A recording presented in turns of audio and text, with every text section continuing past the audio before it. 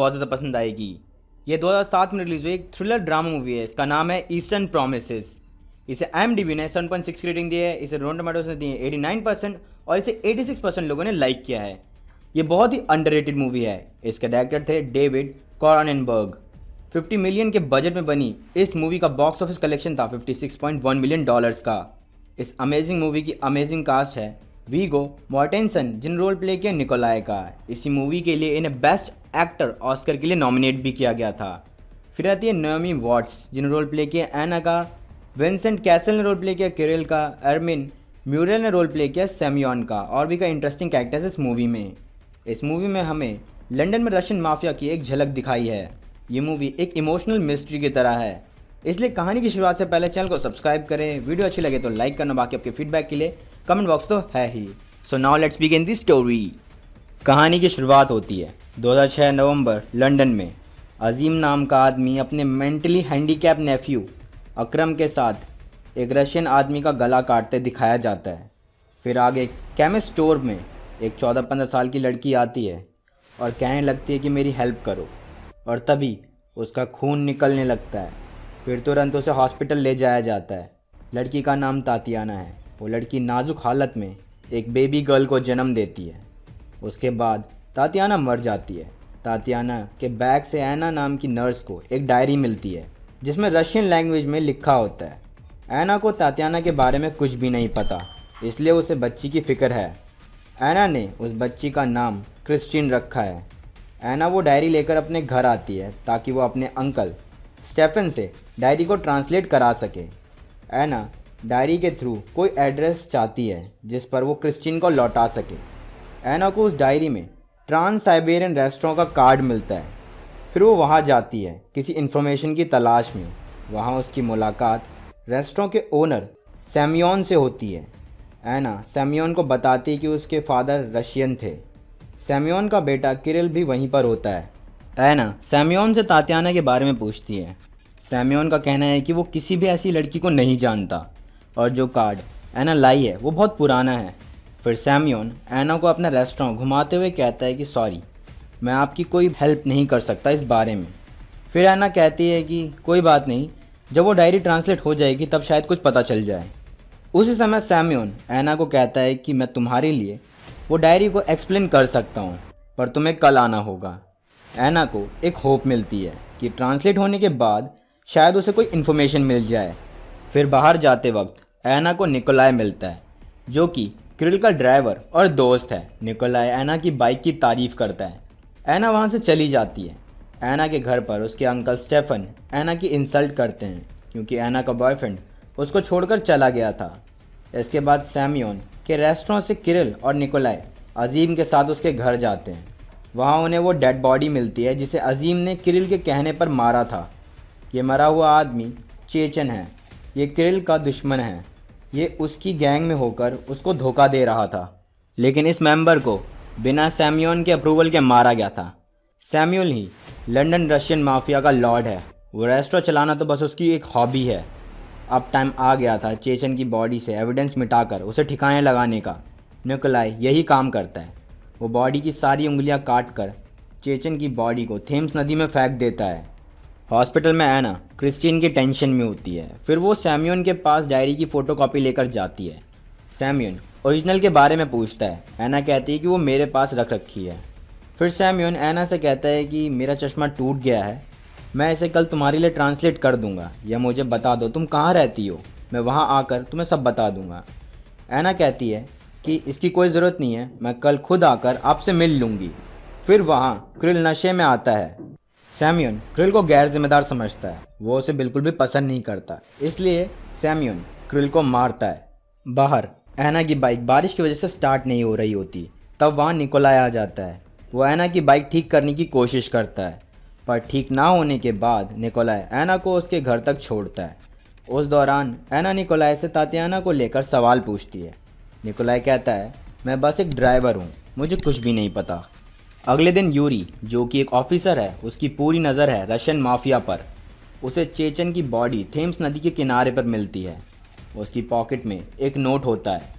उसकी बॉडी पर स्टार्स बने होते हैं, जिसका मतलब वो रशियन माफिया के वॉर गैंग का मेंबर था। यूरी उस नोट को लेकर इंटरेस्टेड है। फिर एना के घर पर उसकी मदर और अंकल स्टेफन उसके पास आते हैं, उसे ये बताने की तातियाना को एक छोटे से गांव से बहकाकर बड़े सपने दिखाकर लंदन लाया गया था। फिर उसे बहुत टॉर्चर किया जाता था, उसे एक प्रोस्टिट्यूट बनाया गया। फिर वो बताते हैं कि उस लड़की का लिंक रशियन माफिया से था। एना की मदर कहती है कि तुम्हें पता है इसका मतलब क्या है। एना इन बातों को काटते हुए कहती है कि मुझे बस क्रिस्टीन के लिए उसके रिलेटिव्स को ढूंढना है, वरना कुछ दिनों बाद हॉस्पिटल उसे किसी फॉस्टर फैमिली को सौंप देगा और फिर क्रिस्टीन ऐसी ही फॉस्टर फैमिलीज़ में फंस जाएगी। मुझे उसकी चिंता है।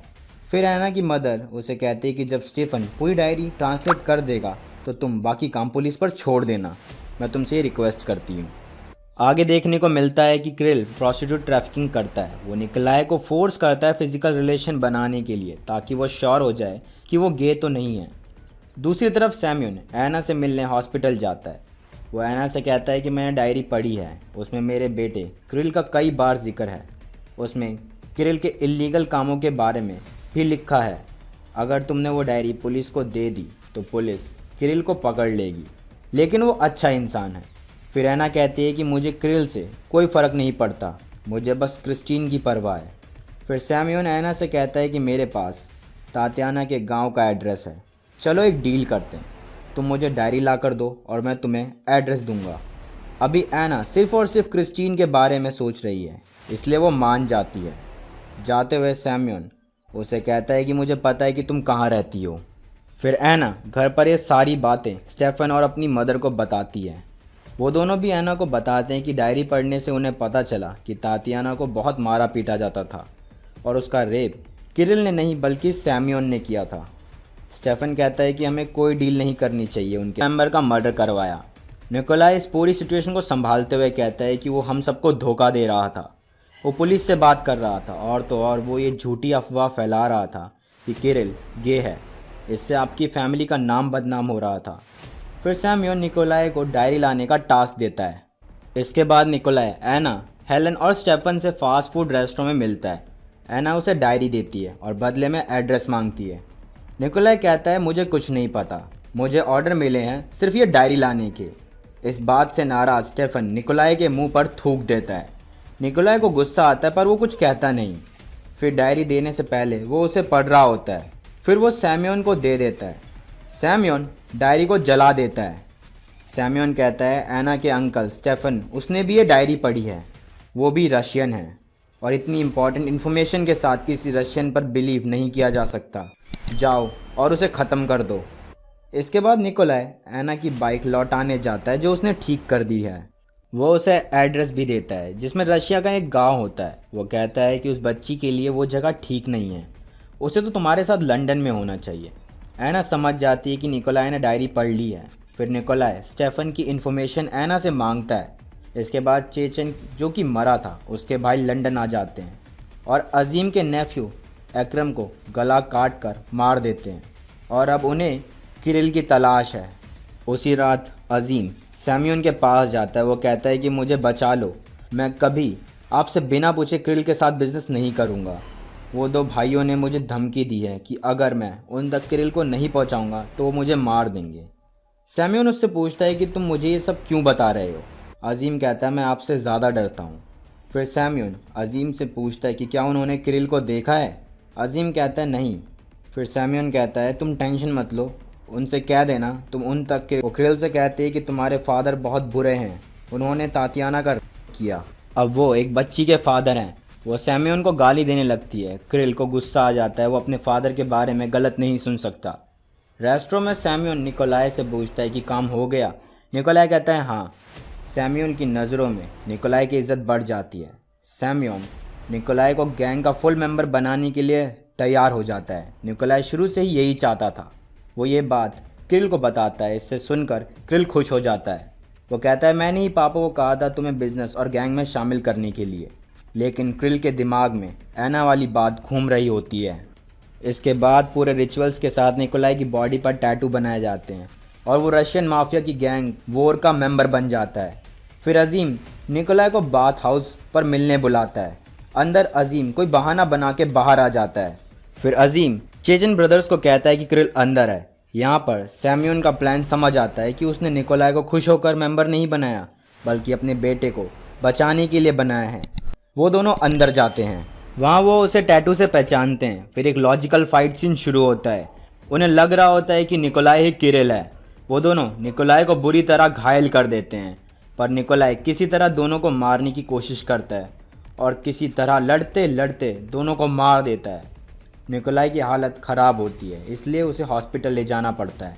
निकोलाई बेड पर पड़ा होता है।